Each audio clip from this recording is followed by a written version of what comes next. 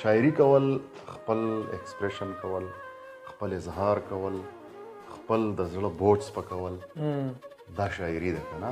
سرجي دا راته ووایه که نه چې د شعر و شاعرۍ طرف ته څنګه راغلی؟ آیا تاسو مخکې چېرته داسې سوچ کړی و لکه تاسو چې په کم وخت کې؟ دا خبره داسې ده که نه چې فطري طور باندې تقریبا هر انسان شاعر دی. ګوره چې کله دا ماشوم جاړي دا دی شاعري کوي، چې کله څوک خاندي نو دا دی شاعري کوي. لکه د خپل کم هغه نارمل سینه ده، هغه کم نارمل حالات چې دي د هغې نه لږ اب نارمل شي او لکه یو شی محسوس کړي ډېر زیات او نو د هغې دپاره اظهار پکاري. نو دغه اظهار چې کم دی نو شاعري ده. جی یو غزل راته بل ډالۍ دی. ښه جي بس ګورو چې تاسو ته چې کم دی نو داسې غزل ډالۍ کړو چې موږ مخکې چاته نه یې ویلی. بالکل. نو دا یو دغه دی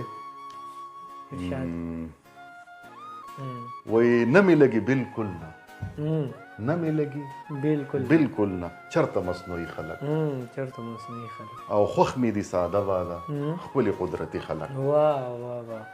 نه مې لګي بالکل نه چرته مصنوعي خلک، خوښ مې دي ساده واده ښکلي قدرتي خلک. خوله باندې وي یو شانتې زړه باندې وي بل شانتې، ډېر لوړ. خوله باندې وي یو شانتې زړه باندې وي بل شانې، ورک دي شي چاپلوس ګڼ مخیزه درباري خلک.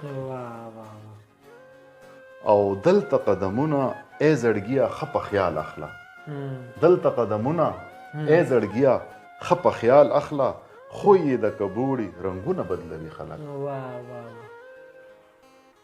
او بل شعر دی چې نشته دی اصلي انسان هر یو دی رسمي انسان، نشته دی اصلي انسان هر یو دی رسمي انسان، چرته کې پیدا کوه ښکلي وجداني خلک.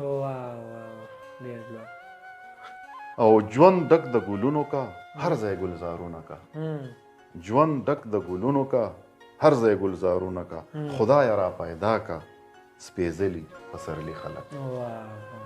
او دا مقطع ده چې تور تم به تیارې خورئ سهره ته رڼا کوه، تور تم به تیارې خورئ او سهره ته رڼا کوه، ګوره په دنیا اصلیت ښکاره کوي خلک.